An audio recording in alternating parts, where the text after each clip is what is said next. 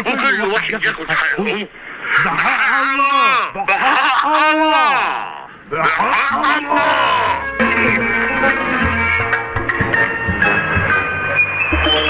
حسبنا الله ونعم الوكيل فيكم، حسبنا الله ونعم الوكيل فيكم.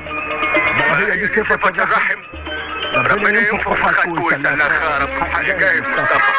هل رضا عبد العال بيؤمن بمقولة النهائيات تكسب ولا تلعب؟ لا طبعا. ايوه، اداء ونتيجه. تبقى انت خارج متكيف، مش قاعد من بعد 3 دقايق حاطط ايدك على قلبك.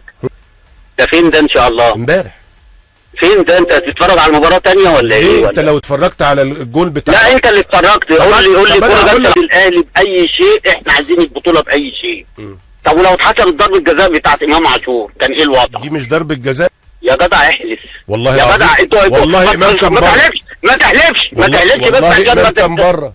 انا بحلف لك بالله امام كان بره يا جدع. على الطلاق من جوه يا جدع. يا عم شبانه، يعني عيب والله، عيب. شبانه مين؟ عيب. ما ينفعش كده، يعني الضلال كده ما ينفعش. لا ده لا صدقني يا كابتن، انتوا بتدخلونا في مواضيع عشان تبينين ان انا ضد النادي الاهلي. انا مع الحق. انا سايبك تتكلم. انا مع الحق. يعني انت بص، انتوا ما بتحبوش الحق. ليه؟ انتوا ما بتحبوش الحق. والله ما بتحبوا الحق. لا بس يعني احنا عم يا استاذ محمد.